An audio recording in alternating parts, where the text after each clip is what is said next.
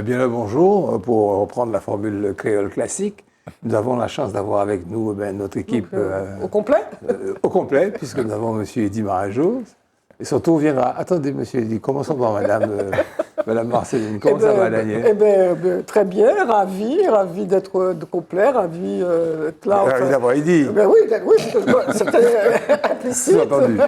Et donc, juste faire un petit coucou aux enseignants dont c'est la journée de reprise, et puis à ceux qui reprennent l'école lundi. Bon, voilà, c'est une année qui commence, et on leur souhaite beaucoup de courage. Et puis, c'est important, l'éducation, pour un pays. Emmanuel? Bonjour Gérard, bonjour tout le monde. Bienvenue chez toi, Eddy, ravi de te retrouver. Et puis oui, en effet, cette semaine charnière, il y a encore quelques jours de vacances, donc faut tirer jusqu'à dimanche. Et puis lundi, ça y est, on bascule dans la vie de la rentrée. Le petit embouteillage oui, habituel. voilà, donc on est dans cet entre-deux, mais qui a ses avantages et ses petites menaces de rentrée. Dans l'ordre de la table, M. Marajo, bonjour. Bonjour, c'est un vrai plaisir de vous retrouver. Comment s'est passé ce mois? Contrairement à ce qu'on peut penser, ça a été long et compliqué parce que c'était du boulot. Pas possible. Oui, j'en ai profité. Parce que comme la demande est moins forte, tout ce qu'on n'a pas pu faire, tout ce qu'on n'a pas pu boucler, on le boucle. Mais c'est intéressant parce que moi, j'adore ça. Travailler, j'adore ça. Pas de problème. Christian? Toujours autant de plaisir de vous revoir. Et deux petits clins d'œil. Un petit clin d'œil à la ville de Aubert qui organise une fête patronale sur 2 jours. J'ai trouvé très intéressante avec des plateaux différents chaque soir. Il y avait des lieux. Tu pouvais passer là. Enfin voilà, il y avait de Luc Labonne, il y a eu Mano Granier et son orchestre, il y a eu de la haute taille. Enfin, il y a eu beaucoup de choses qui sont très intéressantes, j'ai trouvé en tout cas. Et puis un clin d'œil à la ville de Sainte-Anne. Ouais. La qualité de décoration des ronds-points. Oui, c'est vrai. Je trouve ça merveilleux. Hein? Joyeuses vacances, bonnes vacances. Les ronds-points sont souriants. Vous entrez dans la ville avec le sourire. Alors évidemment, on a déjà parlé de ça ici. Et inviter, bien évidemment, l'ensemble des communes à embellir les ronds-points, surtout en période touristique. Je pense que ce serait un clin d'œil intéressant à nos visiteurs. Alors, à moi, je voudrais vous parler d'un petit bouquin qui m'a été présenté aujourd'hui, qui sera mis dans les bacs, dans les kiosques très bientôt. Ça s'appelle Chronique d'un dialogue difficile de M. Emmanuel de Rênal. Si vous voulez, c'est un compte-rendu romancé de l'opération, de l'aventure Palais Poutonne avec Marie-Josée Ali. Vous allez apprendre un tas de choses. Vous allez apprendre les dessous de l'affaire en question. Mais surtout, vous allez savourer la plume d'Emmanuel de Rênal, qui est réellement un écrivain. Mais Daniel aura l'occasion à la prochaine émission de vous parler de bouquins dans la section culture. Voilà. Quant à moi, je voudrais vous dire quelques petites choses. Alors là, on peut changer le canevas de l'émission. On évoque des brèves très rapidement. Donc je vais vous redonner la parole. Moi, je vais entamer avec un classique et vous allez m'écouter attentivement. Je rêve que mes 4 petits-enfants vivent un jour dans une nation où ils ne seront pas jugés sur la couleur de leur peau. Le 28 août 1963, des centaines de milliers d'Américains convergeaient vers Washington pour une grande marche défendant les droits civiques avec, en point d'orgue, le fameux discours de Martin Luther King, I Have a Dream. Emmanuel de Rênal, dis-nous 2 petits mots sur une brève dont tu connais le contenu. Oui, donc tout ça pour ça, on aurait pu dire, parce que c'est la grande initiative politique de la rentrée d'Emmanuel Macron. Il avait annoncé, on se demandait ce que ça allait être. Bon, ça s'est soldé par une rencontre des différents représentants des partis politiques représentés dans les assemblées, donc à l'Assemblée nationale et au Sénat. Donc c'est une grande concertation. Et on sent bien qu'Emmanuel Macron, coincé dans sa crise politique, cherche des outils pour pouvoir donner un peu de respiration à son mandat. Il avait lancé le grand débat, souvenez-vous, après les Gilets jaunes. Il avait lancé le CNR, le Conseil national de la refondation, dont on attend encore aujourd'hui les effets, les résultats. Bon, et là, il a inventé quelque chose de nouveau, mais donc, quand il a lancé, il y a eu quand même quelques sourires un peu, on va dire, d'ironie, notamment de la part des partis d'opposition qui voyaient dans cette initiative soit quelque chose de bidon, qui n'aurait eu pas grand effet, soit en tout cas l'occasion, là pour le coup, d'exprimer vivement son opposition, de se repositionner dans son statut d'opposant. Et au final, ça s'est plutôt bien passé. La réunion a eu lieu, c'était mercredi dernier, dans un climat serein et avec plutôt des perspectives positives. Donc là encore, il a réussi son coup, semble-t-il, médiatique. Attendons de voir ce que ça va donner sur le plan des retombées. Daniel, je peux te faire une déclaration? Vas-y, pour te dire que l'amour est une cage sans barreaux, sinon c'est juste une cage, et alors ce n'est pas l'amour. Qu'est-ce que ça provoque comme frisson? Quand j'ai reçu ça, je me suis dit, il s'est trompé. En principe, c'est Christian qui traite de ce genre de sujet, c'est pas moi. Après, je me suis posé la question, je me suis dit, comme c'est la rentrée des classes bientôt, il a peut-être le souvenir de ce qu'à la fin de l'année, il y aura une épreuve de philo et qu'il lance une idée de sujet de philosophie. Ou bien, peut-être, parce que ça lui arrive de temps en temps, de parler du fait que la société a besoin d'amour. Donc voilà, je me suis dit, c'est peut-être ça. Alors déjà, cette phrase est extraite d'un livre que vous voyez, Valérie Gans, Le bruit des silences. Alors c'est un livre qui est sorti il y a 10 ans, donc il n'est pas d'une actualité brûlante. Et je dois dire que quand on regarde les commentaires sur le net, c'est pas terrible. Hein, oui. Donc, en fait, Gérard voulait... C'est pas le commentaire d'un livre, c'est une déclaration d'amour. Mais tu as quand même Elles s'en battent sur page. la société, elles s'en battent sur le livre. Je ne m'en bats de rien du tout. Il y a la page de garde du livre. Laisse-moi te dire autre chose. Il faut toujours, avec toi, ma chère bien-aimée, une lecture de ce que tu as envie de poursuivre, disait-il, c'est une citation. Comme ça, tu sais pourquoi tu te réveilles le lendemain. Ça sonne bien en toi. Ça, hein? Ou alors, mieux encore. Il a fait un sujet pour lui. Hein? L'amour sans barreaux, il y a aussi un clin d'œil avec vos métiers respectifs. Merci Emmanuel d'avoir compris ça. Ou alors, Moi, j'ai jamais compris ça. On appelle ça une liaison capillotractée, tirée par les cheveux. Ou alors, oui, mais c'est bon, c'est comme ça que c'est bon. Ou alors, mieux encore, l'amour, c'est la victoire de l'imagination sur l'intelligence. Je vois comment tu es. Je vois comment tu es, je vois tes défauts, je vois tes qualités. Que vu le sérieux des sujets, il y avait besoin d'une petite respiration. Là, ils ont été prendre un truc dans le frigo. En tous les cas, la collectivité territoriale brave la loi. C'est le titre de l'article. Quelle transition! Elle brave la loi pour que le créole devienne langue officielle. Christian, je me méfie de toi. Il nous teste. Je me méfie. Mais le moins que l'on puisse dire, c'est qu'il y a beaucoup de controverses. Quand tu lis les réseaux sociaux, les opinions sont multiples. Il y a des gens qui approuvent, il y a des gens qui contestent, il y a des gens qui disent mais il y a d'autres choses à faire. Et puis il y a des gens qui disent on nous continue Mahoney, nous pas besoin de préférer rien, pas besoin, tu vois. Et quelle est la réalité? Il me semble en tout cas que la langue créole progresse quand même de façon extraordinaire. Elle est toujours autant parlée. Elle est aujourd'hui dans des émissions de télévision, dans des émissions de radio. On a un âge où on sait que le créole n'était pas admis, ni à la radio, ni à la télévision. Le créole alimente beaucoup de choses. Il y a des créoles. Il y a le créole guadeloupéen, le créole guyanais, avec des nuances, le créole haïtien, je crois qu'on est toujours de quoi.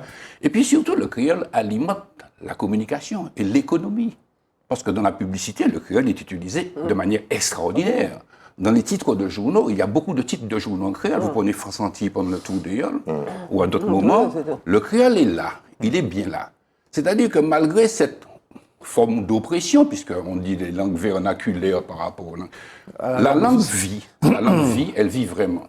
Alors je retenais, il y a deux choses aussi que je veux souligner. C'est premièrement, Raphaël Confien avait proposé qu'on crée un office de la langue créole. C'est peut-être des sujets aussi à étudier. Peut-être aussi que ce genre d'institution va donner effectivement une capacité plus large de connaître.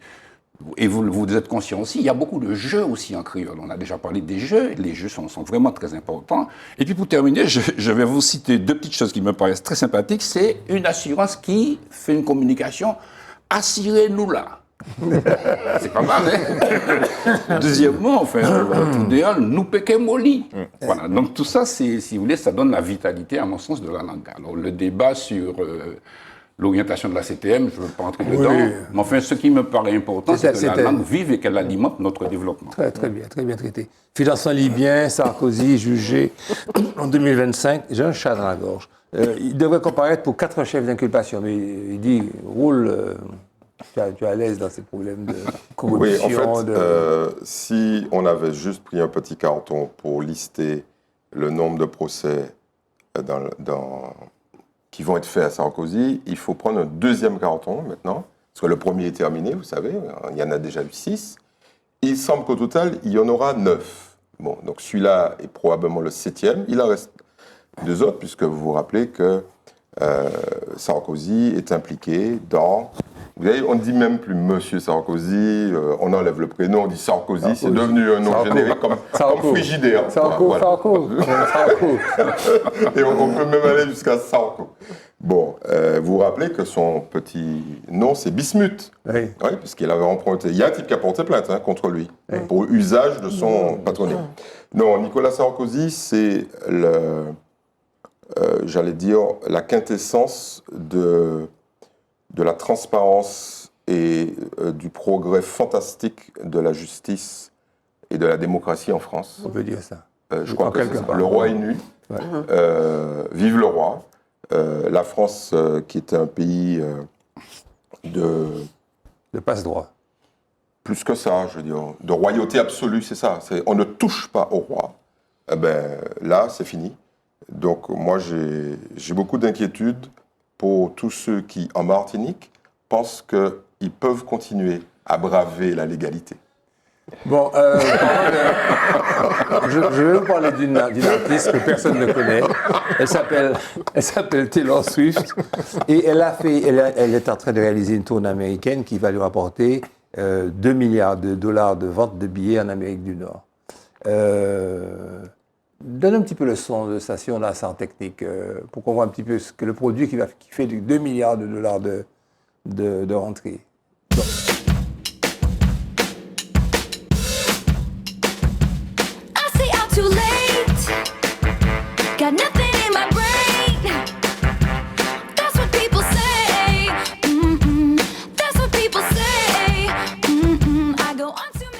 Le prix moyen des billets, c'est catastrophique, mais je continue quand même.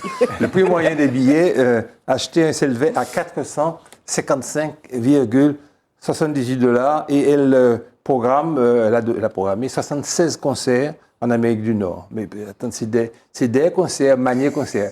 C'est guadeloupéen, hein? Ça veut dire que c'est des concerts qui dit concert. Le nombre moyen de spectateurs par spectacle était de 72 000.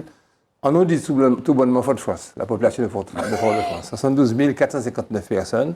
Et en tenant compte des zones fermées, des places au sol, parce que tout autour, j'ai découvert que tout autour, j'ai étudié mon sujet. Tout autour, il y a des gens qui sont gratuitement devant écran et qui reprennent tous les rythmes de ces 18 ou 19 long playing, enfin on dit plus ça, on dit CD, qu'elle a publié. 2,2 milliards de dollars, ce que ferait Eras, sa tournée la plus lucrative de tous les temps, plus que Farewell Yellow, Black Road, d'Elton John et d'autres. Les albums, je vous dis les titres pour voir comment c'est intéressant, passionnant au niveau intellectuel. Love, Folklore, Evermore, Midnight, je ne vais pas dire un mot offensant, parce que c'est quand même de l'art et c'est de la musique, c'est pas de l'art. Le nombre de concerts, je vous l'ai dit, 76 en Amérique du Nord, 9 en Amérique du Sud, 10 en Asie prévus, 10 en Asie, 7 en Océanie et 48 en Europe, où elle a démarré. Parce que ça a patiné, parce que la petite américaine aux bouclettes dorées, qui chantait de la country au début, elle ne plaisait pas en France. C'est le pays du camembert, quand même, et puis du Beaujolais, la France. Donc, et puis de Brassens, de Béart, de Bécaud. Enfin, ça, c'était avant. Oui. Laisse-moi mes illusions.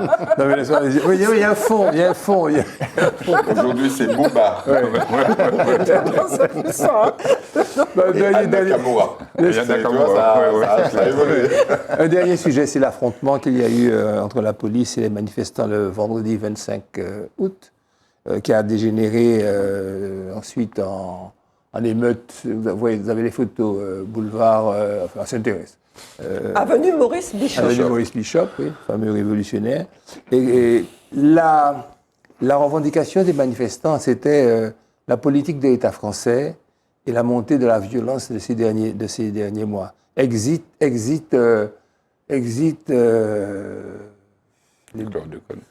chlordécone, exit béquet, exit revendication de tambour, bien drapeau remué. C'est simplement maintenant, on est au cœur du sujet, savoir la revendication contre l'État français. Je pense qu'il y a une mutation qualitative, un changement des choses. Vous parlez comme les marxo-léninistes. On va à l'essentiel, on va à la contradiction principale. Est-ce que oui ou non, notre situation de pays dépendant d'un autre pays est supportable lorsque ce pays ne donne pas satisfaction, même s'il donne beaucoup. Je pense qu'on arrive à ça. Attendons la suite pour voir si ça va évoluer différemment. En tous les cas, il y a eu des tirs à balles réelles sur les forces de l'ordre et ça, c'est pas très chouette. Mais il y a peut-être d'autres personnes qui se sont greffées sur un mouvement de départ et qui n'a rien à voir. C'était une brève. C'est la raison pour laquelle il faut donner le jingle.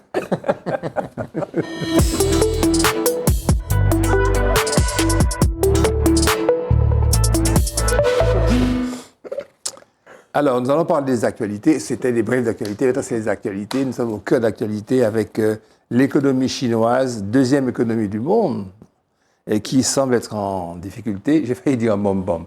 On fait une émission en difficulté. Alors, qu'est-ce qui a mal tourné? Est-ce que le modèle marxo-capitaliste a échoué? Décortique pour nous, s'il te plaît. Bon, je pense que les gens qui nous écoutent ont intégré que quand on parle économie, maintenant, même économie locale, le mot Chine revient de manière systématique. Je pense qu'il faut leur expliquer pourquoi, déjà. Et puis leur dire que si ça va mal en Chine, ils auront peut-être quelques problèmes directs ici. Je rappelle que ça a été mal aux États-Unis en 2008 avec la crise des subprimes, qui était une crise immobilière. Et il y a eu 12 000 licenciements ici entre 2008 et 2012. Voilà. Et ça peut nous arriver? Bien sûr, ça peut recommencer. Avec la Chine? Avec la Chine, pour une raison simple, c'est que la Chine, l'économie mondiale est aujourd'hui connectée avec la Chine. Ça va changer parce que la Chine va avoir beaucoup de difficultés, ne serait-ce que sur le coût de sa main-d'œuvre. Il y a beaucoup. La Chine, c'était l'atelier du monde, on disait ça. C'est de moins en moins vrai, puisque quand un pays progresse en termes de revenus moyens, son coût salarial augmente. Et les capitalistes ne veulent pas payer plus cher alors qu'ils peuvent avoir moins cher juste à côté. Alors juste à côté, par exemple, c'est le Vietnam. Le Vietnam, aujourd'hui, récupère quasiment tous les ateliers de fabrication de téléphones, de matériaux électroniques, etc. Alors, qu'est-ce qui s'est passé?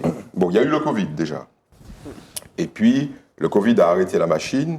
Et la Chine, en fait, c'est un pays qui s'est construit sur une dette monstrueuse dans tous les secteurs, sauf les secteurs liés à l'exportation. Mais c'est d'abord un pays qui doit vivre, qui doit manger, les gens doivent travailler, ils doivent se loger. Donc, le marché le plus important en Chine, contrairement à ce que nous pensons, ce n'est pas l'exportation, c'est le marché intérieur. Okay. Et le marché intérieur, comme dans beaucoup de pays, s'est construit à travers un endettement. Donc des banques chinoises, des assurances chinoises, le gouvernement chinois ont prêté beaucoup d'argent à des secteurs qui étaient censés répondre à une demande très très forte. L'immobilier? L'immobilier. Mais il n'y a pas que l'immobilier. Il y a l'immobilier, il y a la consommation, tout simplement.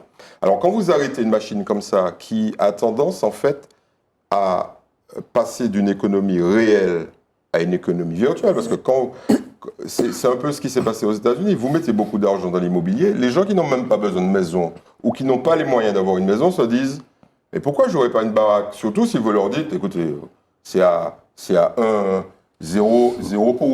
Acheter. Au cas où après. » En Chine, il s'est passé exactement la même chose, avec des grands consortiums immobiliers notamment. On ne va pas citer les noms ici, parce que ça n'a pas d'intérêt, mais ces fameux consortiums, en raison même de l'arrêt de l'activité, Covid, se sont écroulés. Et ça a du mal à redémarrer. Donc la Chine comptait beaucoup sur le redémarrage de l'exportation pour nourrir son marché intérieur. L'exportation s'est arrêtée aussi. Alors,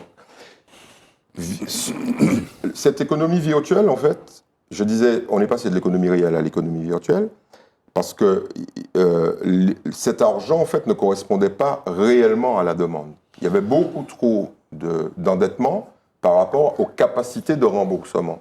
Ça s'appelle une bulle. Et au bout d'un moment, une bulle, ça gonfle, c'est comme les bulles de savon, ça gonfle et ça explose quand il n'y a plus personne pour rembourser.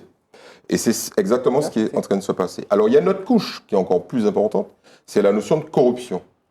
Alors, évidemment, devant autant d'argent en l'absence de demande réelle, les gens s'enrichissent en échange de services, en échange de passe-droit, etc. Donc, on a une situation qui est extrêmement simple en Chine, en fait simple mais catastrophique pour le monde, parce que le monde dépend de l'industrie chinoise.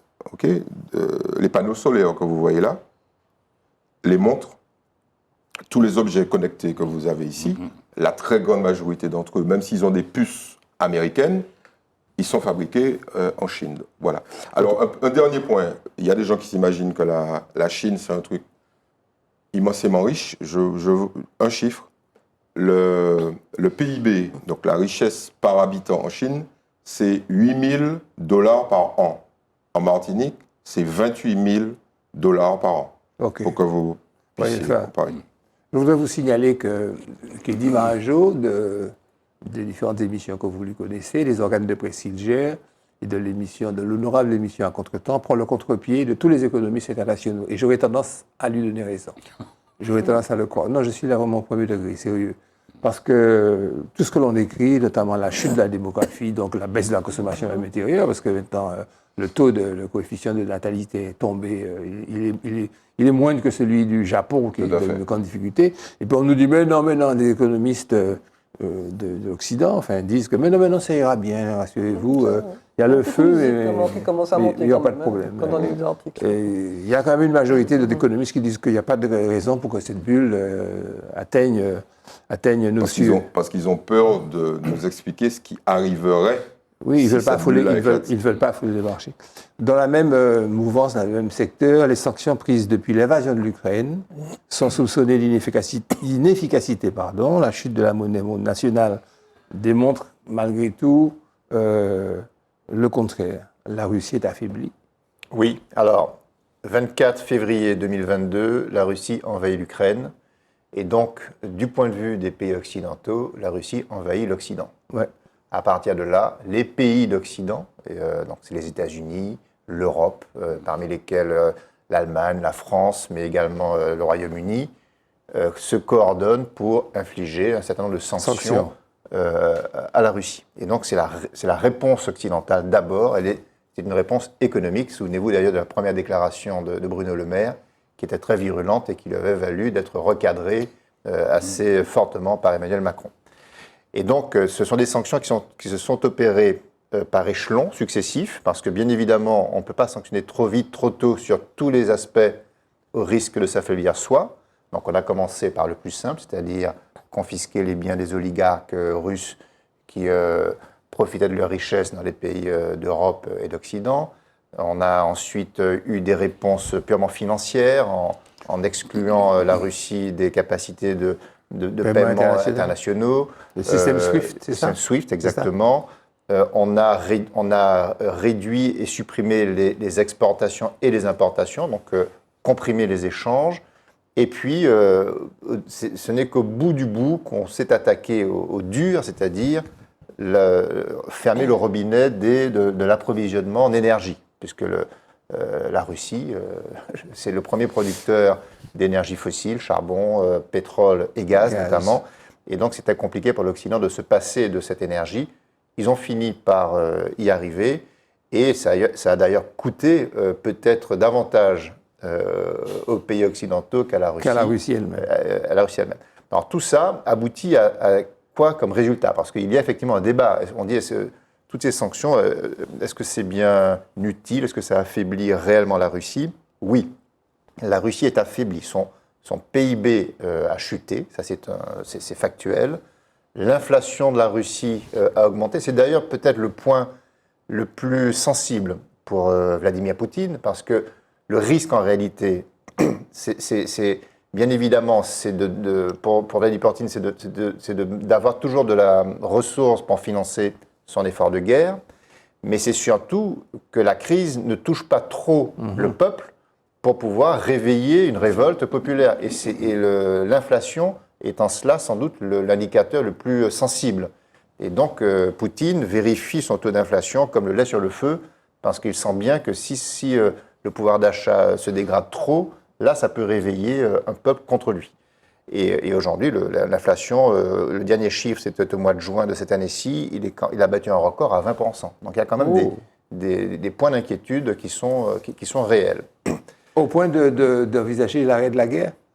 Non. Alors, c'est là le truc, parce qu'en réalité, alors, je ne suis pas un économiste aussi pointu qu'Eddy, mais je me dis, il y a quand même en Russie plusieurs pays. Il y a les grandes mégalopoles, il y a Moscou, il y a Saint-Pétersbourg. Quand on regarde comment vivent les gens dans ces villes, la vie continue, les restaurants sont ouverts, on va au théâtre, etc. Donc il y a la vie continue. Et je pense que Vladimir Poutine fait en sorte que la vie dans ces grandes villes ne soit pas entamée.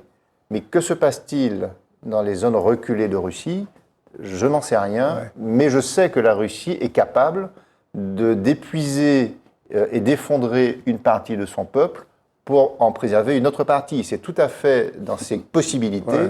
D'ailleurs, souvenez-vous, Volodymyr à l'époque de Staline, où le régime avait mis en famine l'Ukraine. À l'époque, c'était la Russie, parce qu'on était en URSS, c'était l'URSS. 6 millions de morts, de faim. Et tout ça par une volonté politique. Donc on peut imaginer que des leviers soient utilisés aussi à cette fin-là. Et puis pour terminer quand même, un des effets de ces sanctions est peut-être aussi de réveiller une capacité de réorganisation de la Russie. Je crois que c'est Daniel qui va nous parler tout à l'heure des BRICS. Les BRICS, c'est cette organisation internationale à laquelle fait partie la Russie, aux côtés de la Chine et de l'Inde, qui se réveille, peut-être aussi en riposte naturelle, la nature ayant horreur du vide. Il faut bien qu'on se réorganise et peut-être qu'un des effets de ces sanctions sera de renforcer des coopérations régionales nouvelles, internationales nouvelles. Daniel a eu un mot tout à l'heure pour la rentrée scolaire. Christian va nous parler de la rentrée politique, les dossiers chauds qu'il y aura à la rentrée, ce qui justifie un petit peu ce dont a parlé Emmanuel, savoir cette réunion au sommet, cette réunion à Saint-Denis, des chefs de parti. Christian. Mais à la maison de la Légion d'honneur. Ah, mais j'ai la Légion d'honneur. Ben écoute, la rentrée de Macron, effectivement, je l'avais trouvé très silencieux, mais c'est vrai qu'il était en vacances. Et c'est vrai qu'il y a eu un conseil des ministres le 23 août, où quelques sujets ont été abordés. La question, bien évidemment, du budget, notamment la prochaine loi de finances qui sera présentée au mois de septembre. Il y a également les questions de la dette publique, puisqu'on sait qu'effectivement la France a 3 000 milliards de dettes. Et la question, effectivement, alors le ministre de l'économie, Bruno Le Maire, envisage 15 milliards d'économies. Il y a également, alors parmi ça, il y a la disparition des avantages fiscaux sur la question du logement locatif. Il y a des mesures également sur le plan de la santé pour pouvoir faire en sorte que le renforcement des arrêts maladie, par exemple, tout ça, ce sont des petites mesures économiques qui devraient effectivement avoir leurs influences. Des contrôles de la maladie. Absolument.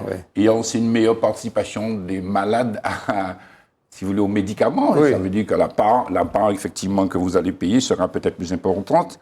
Il y a, bien évidemment, le dossier de l'immigration, qui est un dossier qui est très, très important et qui est un petit peu repoussé. Il y a le projet de loi sur le plein emploi. Il y a également le chantier de l'autorité parentale. On se rappelle l'affaire Naël, effectivement, les questions que ça avait posées. Il y a effectivement la question des réseaux sociaux, puisque le président pense effectivement qu'il faut effectivement avoir un œil beaucoup plus précis sur les réseaux sociaux, de manière à éviter tous les débordements qui sont générés. Donc, puis il y a aussi la question, si vous voulez, on se pose des questions sur la capacité de l'État de faire des économies, parce que la transition écologique va demander un certain nombre d'investissements que l'État devra assurer. Autrement dit, c'est comme elle a chaud, quoi. Mais si j'ai bonne mémoire, Eddy nous avait expliqué que 3 000 milliards de déficit, c'est rien, quoi. Mais non, donc, voilà. Prenons un ménage. Le ménage, il a 3 000 milliards. La France, c'est un ménage. ce ménage a 3 000 milliards de dettes. Mais chaque année, quand on fait la différence entre ce que ce ménage dépense et ce qu'il gagne, il engrange 3 000 milliards. Donc, un ménage comme ça, un banquier lui prête tout de suite. Hein. Ce que tu gagnes chaque année est égal à ce que tu... Non, à ce que tu dois. Ce que tu dois. Ah ben alors là, frère, viens, je vais te donner encore plus d'argent. Très bien. Jingle.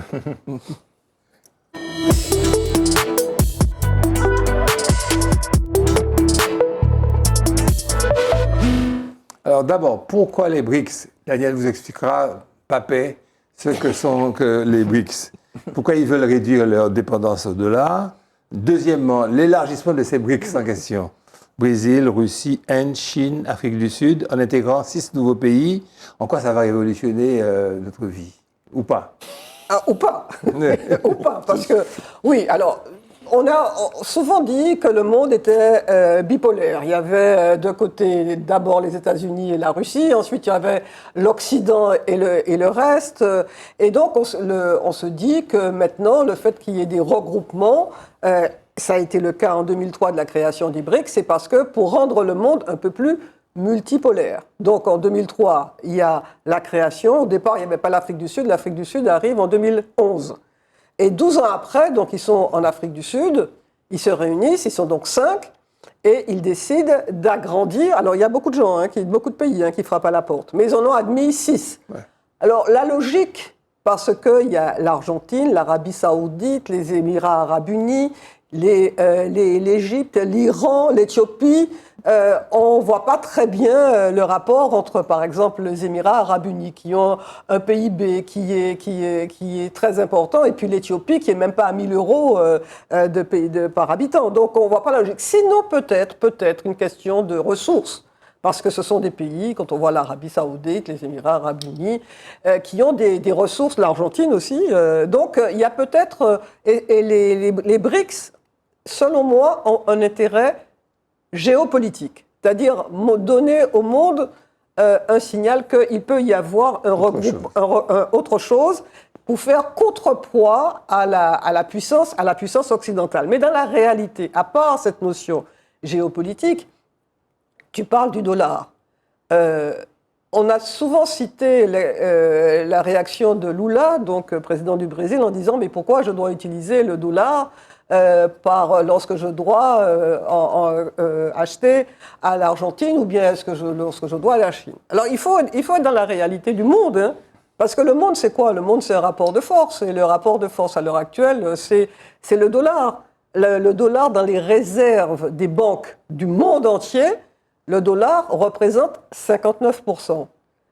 La Chine, la monnaie du truc, ça représente moins de 3%.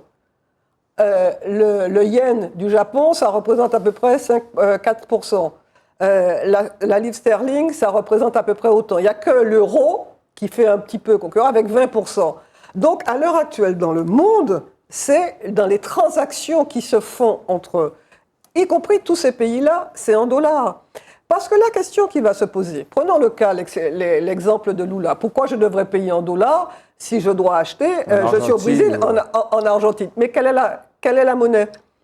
Tu es en Brésil, Argentine, mais là, quelle monnaie? Tu vas payer en quoi? Le yuan. Tu vas payer en quoi? Parce que ou bien tu choisis la monnaie du Brésil ou de l'Argentine, ou bien tu veux une monnaie différente et tu vas choisir quoi?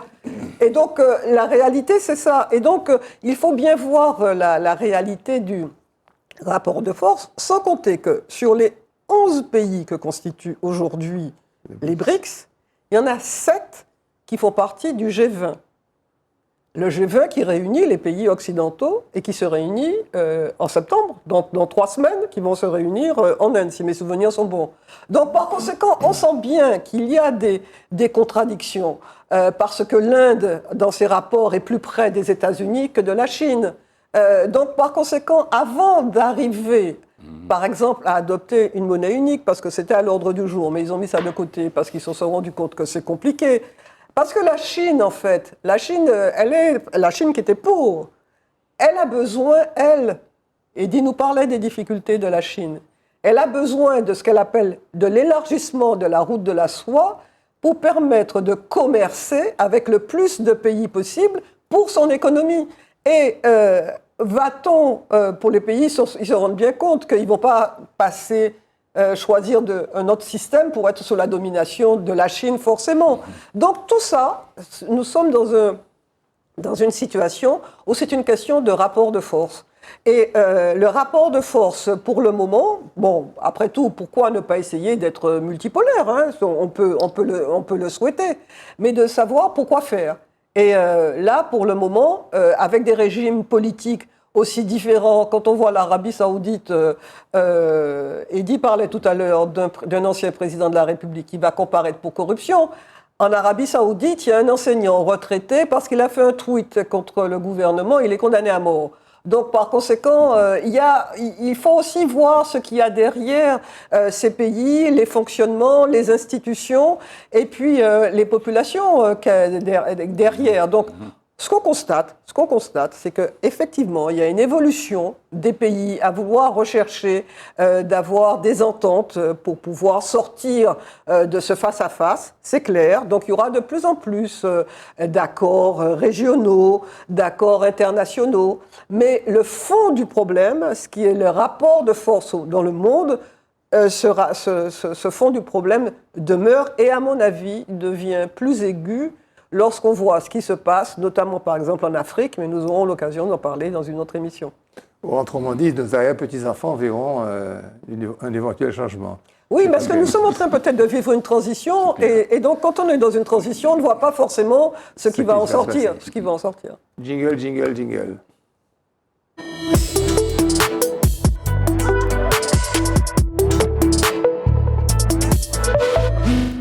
Alors, Michel Gros-des-Ormeaux, alias Michel Godzom, est un artiste martiniquais qui débute en 1973 avec le groupe musical Perfecta. Ce que je ne savais pas, mais Christian va vous dire tout ça. Alors, j'aimerais vous dire que Michel Godzom me raconte la chose suivante. On est dans les années 70 et il va dans un bal à Fort-de-France. Et quand, dans ce bal, il y a Tommy Olivencia, qui est je ne sais pas s'il est merengue, je crois, latino. Merengue. Et Hura Copet. Tommy Olivencia, c'est mon anglais.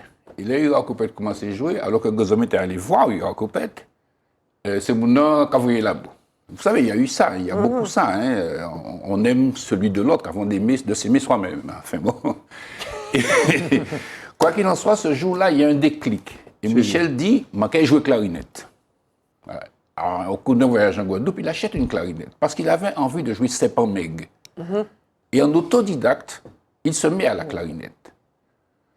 Et puis, Michel animait des petites choses comme ça. Et puis, un jour, il y avait la Perfecta. Et Roland Pierre-Charles était pianiste de la Perfecta. Roland Pierre-Charles nous a laissé il y a quelques années. Et dans ce temps, il y avait Marcel Chantelly qui était saxophoniste à la Perfecta. Et Marcel Chantelly, je crois qu'il était malade et il ne pouvait pas venir.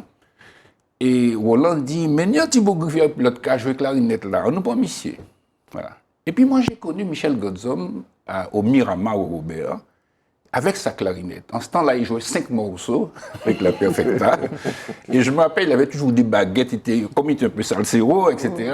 Bon, et voilà. Et Michel Godzom, c'est un compositeur, et je vous propose d'écouter un premier titre qui s'appelle Aliénation. Okay. Parce que Michel était engagé également dans ce cri, n'est-ce pas? Dans ce Rivière Pilote, n'est-ce pas? Rivière Pilote.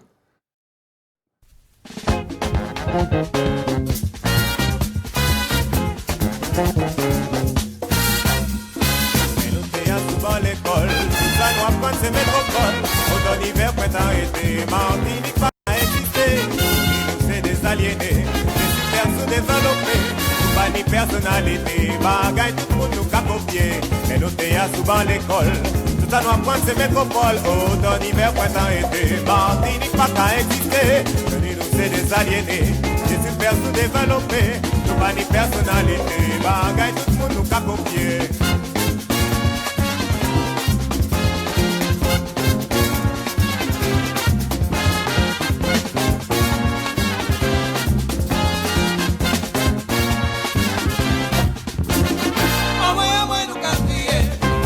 Pays à monter, pas sous la tête ou pas sous les. Martinique est levé, pays à monter. Aliénation. Donc voilà, vous avez entendu le texte, hein, j'invite les téléspectateurs à faire attention bien sûr au texte de cette chanson. Et alors ensuite, Michel, il s'est révélé dans la Perfecta avec deux titres appartenant à son frère, Joe Desormeaux. C'était Lapin Moins, je ne sais pas si vous avez connu. Et puis il y avait Makaya pour nous faire toute bagaille. Toute bagaille, toute bagaille. Voilà. Et ça, ce sont des œuvres, effectivement, qui ont révélé Michel, hein, et puis qui lui ont permis de croître un petit peu dans la Perfecta. Alors après, il se trouve que la Perfecta avait beaucoup de contrats, et toujours Roland-Pierre Chasles, puisqu'ils étaient confrontés à un problème administratif et de gestion, Roland-Pierre Chasles a dit « Mais il y a un petit bouc qui fait comptabilité, là, c'est Michel Godzom. » Et on va voir qu'il est devenu gérant de la première société qui a géré un orchestre qui s'appelle la Sodamu. On va écouter un deuxième titre de Michel Godzom, puisqu'il a aussi été qui s'appelle Lien de parenté. Oui. C'est un clin d'œil qu'il fait entre la biguine, le jazz et nos traditions antillaises.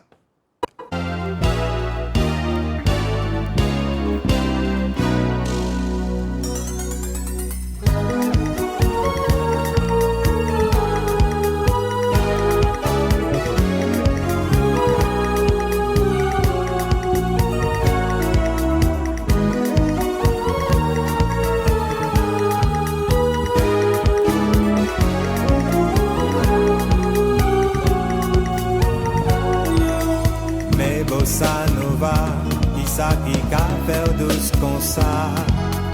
Et Bossa Nova, pourtant nous-mêmes, maman, papa. Si on est Brésil, et moi, m'envoie le jour aux îles. Aïe, pas changé, nous ni les mêmes liens de parenté. Bouche douce comme ça, est-ce la timidité? Choquant pisa, c'est moi majo pitché.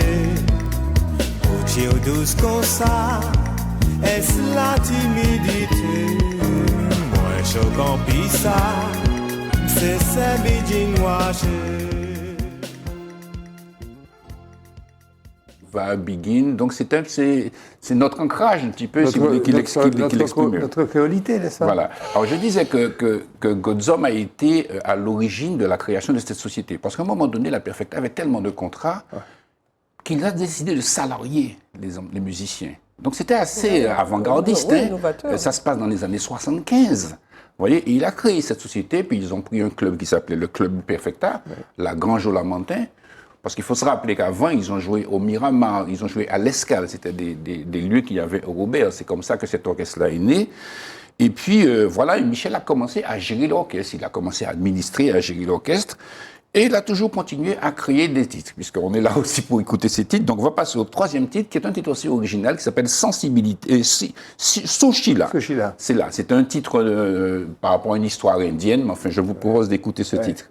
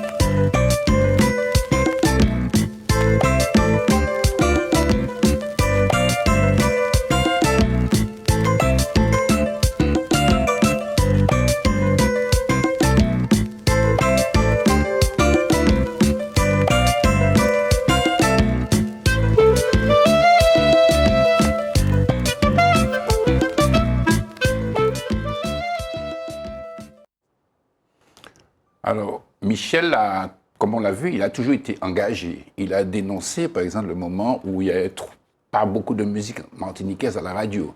Depuis les soleils levés jusqu'à temps la nuit de coucher, tout ça, où peut-on la radio, c'est Djendjen Koyokabano. Orchestre martinique étouffé au profit des étrangers. Vous voyez, c'est cette revendication-là aussi qu'il a portée. Et Michel a aussi composé des chansons que je n'ai pas choisies aujourd'hui à succès. Hein. Par exemple, Chic Chek Choc, ou bien Ayouscous. Ça, c'est des morceaux qui ont vraiment marché. J'ai tenu quand même plus à identifier aussi la palette de ce compositeur pour montrer aussi des œuvres qui ne sont pas diffusées beaucoup. Qui sont moins connues. Alors, on va écouter une chanson qui s'appelle L'arrière-pays. C'est une anecdote aussi sur une petite histoire entre un boucher et la rivière Pilote. Voilà. Et on va écouter cette chanson qui est aussi chantée par Michel.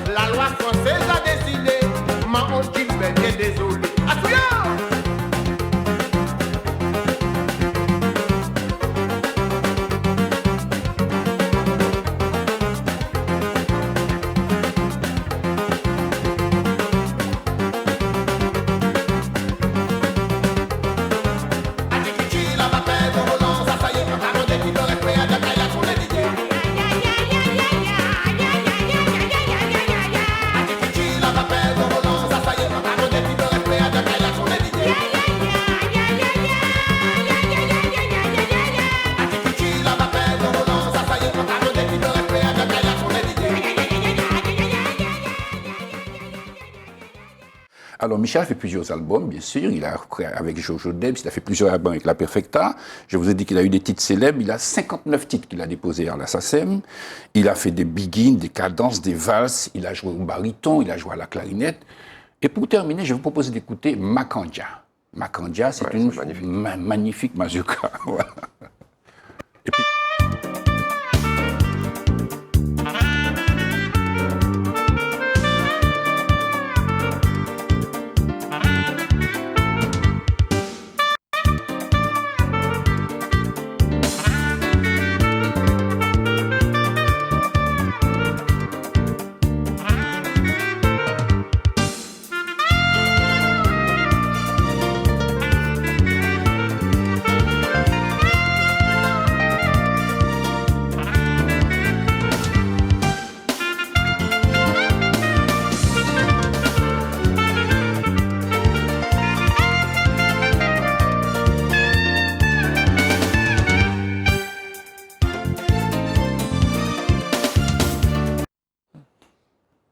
Michel a travaillé aussi beaucoup avec les frères Bernard, que je tiens à saluer Alex Bernard. Et puis, voilà, et Michel aussi, c'est un spécialiste du trempage. Alors, vous n'êtes pas invité, mais moi, je suis invité de temps en temps chez lui. On n'est pas obligé de nous faire remarquer, on n'est pas dedans. Peut-être que ça lui donnera l'idée de vous inviter. Ouais, surtout qu'on lui rend hommage, là. Michel. Il faut qu'on ait un minimum de salaire, quand même. Et je crois que c'est la première fois dans une émission qu'on rend hommage à Michel Godzom sur l'ensemble de la Martinique. Peut-être. Une émission spéciale. J'avais demandé de vous inviter au C'est trempage. déjà. C'est Très gentil. bien. Très, très bien. Écoutez, nous avons, je crois, satisfait nos spectateurs. En tout cas, nous sommes contents, tout le monde est heureux, tout le monde rit sur le plateau, tout le monde fait des... Si vous entendiez ce que vous perdez hors micro, hors écran, si vous entendiez les vannes, c'est un truc extraordinaire, c'est une chose extraordinaire. Je vous salue, à la semaine prochaine, nous tous, et bonne rentrée. J'espère que le thermomètre va épargner nos petits. Cette chaleur caniculaire dans les écoles, cette touffeur et cette humidité. Bon, regardons le ciel et puis demandons que tout soit clément. En tous les cas, que nous conservions notre sens du bonheur, de l'amour, de la paix, de la tolérance. Ça fait plaisir de nous, hein. C'est peut-être pas porteur. Non, ça fait un peu prêcheur. C'est un peu prêcheur, mais je pense que les gens apprécient. À la semaine prochaine.